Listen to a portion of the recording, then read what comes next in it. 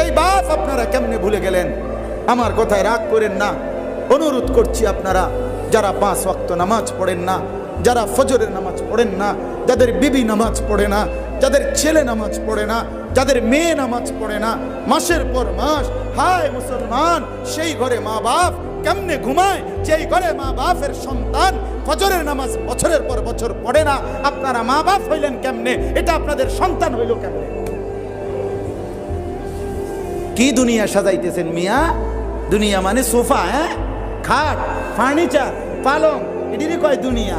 মাতবুরি করেন, এগুলো দুনিয়া, গোড়ার ডিম, এগুলো ধোকা।